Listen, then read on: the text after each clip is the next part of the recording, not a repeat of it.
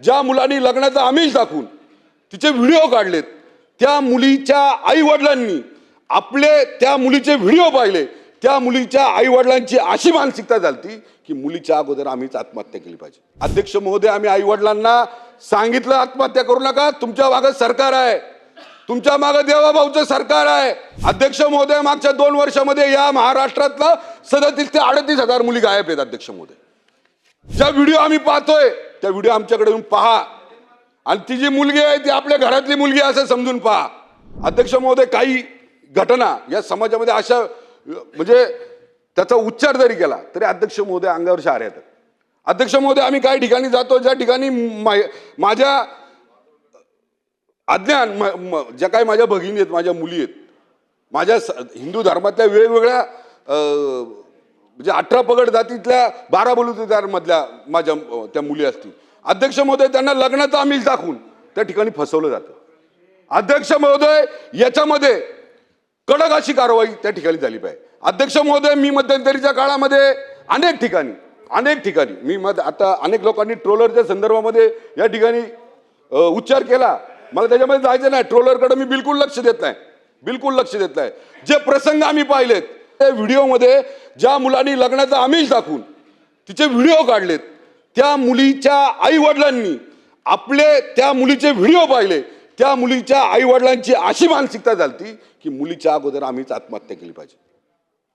अध्यक्ष महोदय, इथं बसलेल्या प्रत्येक सदस्याला माझं या निमित्तानं आव्हान आहे, जो ट्रोल करतो त्याला पण माझं आव्हान आहे, जे व्हिडिओ आम्ही ज्या मुलींचे पाहतो लग्नाचा आमिष दाखवून त्यांचे जी काही व्हिडिओ काढले जातात, ती मुलगी आपल्या घरातली आहे असं समजून ते व्हिडिओ पहा। ती मुलगी त्या कुठल्या दुसऱ्या कुटुंबाची नाही।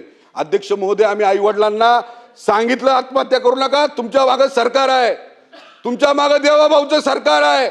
अध्यक्ष महोदय, अशा संदर्भामध्ये आम्ही ज्या वेळेस जातो त्यावेळेस परिस्थिती अशी येते की ते व्हिडिओ पाहिल्यानंतर त्या मुलीच्या आई वडिलांची मानसिकता अशी होते की आम्ही तक्रार द्यावं तर आमच्या मुलीची बदनामी होते, आमच्या कुटुंबाची बदनामी होते, आणि जर तक्रार नाही द्यावं तर ही घटना ज्या घटनेसाठी माझी मुलगी पुढे आली ही कुणाच्या आयुष्यात घडावी नाही, ती घटना कुठल्या दुसऱ्या कुटुंबाच्या घरात घडावी नाही याच्याकरता ती मुलगी पुढे ती धाडस करते, तिचं सुद्धा धाडस त्या ठिकाणी थांबलं जातं। अध्यक्ष महोदय, त्याकरता सुमोटो याच्यामध्ये पोलिसांनी स्वतः होऊन गृह विभागाने त्याच्यामध्ये गुन्हे दाखल केले पाहिजेत। अध्यक्ष महोदय, अशा संदर्भातल्या घटना या वारंवार घडत असतात अध्यक्ष महोदय, आणि त्याच्यामध्ये अनेक, मला वाटतं मी आता काल परवाच या संदर्भातली माहिती गृह विभागात घेतली। अध्यक्ष महोदय, मागच्या 2 वर्षामध्ये या महाराष्ट्रातला 37 ते 38 हजार मुली गायब आहेत। अध्यक्ष महोदय, 37-38 हजार मुली जर या ठिकाणी त्यांचे बेपत्ता आहेत तर याला जबाबदार कोण आहे? अध्यक्ष महोदय, याच्यामध्ये कोण पुढे येणार आहेत का नाही येणार? तक्रार करणार का नाही कोणी काय याच्या संदर्भात? अध्यक्ष महोदय, याच्याबद्दल जर आम्ही बोलत असू, याच्याबद्दल जर आम्ही जाऊन त्या ठिकाणी जागृती करत असेल आणि याच्या संदर्भात जे ट्रोलर आम्हाला ट्रोल करत असतील तर त्या ट्रोलरांना माझं या सभागृहाच्या माध्यमातून सांगणं आहे, ज्या व्हिडिओ आम्ही पाहतोय त्या व्हिडिओ आमच्याकडे येऊन पहा आणि ती जी मुलगी आहे ती आपल्या घरातली मुलगी असं समजून पहा। अध्यक्ष महोदय, अशा संदर्भामध्ये आपण सगळ्यांनी एकमताने सगळ्यांनी एकत्र येऊन याच्या संदर्भामध्ये कडक कायदा करण्याच्या संदर्भामध्ये आपण सगळ्यांनी एकत्र आलं पाहिजे। अध्यक्ष महोदय, ही घटना कुण्या एका समाजाची नाहीये, ही घटना कुठल्या एका कुटुंबाची नाहीये, ही माझ्या भारतातल्या या माझ्या महाराष्ट्रातल्या प्रत्येक हिंदू कुटुंबातली आहे असं समजून सगळ्यांनी विचार करावा, असे या निमित्तानं मी कळकळीने सांगतो।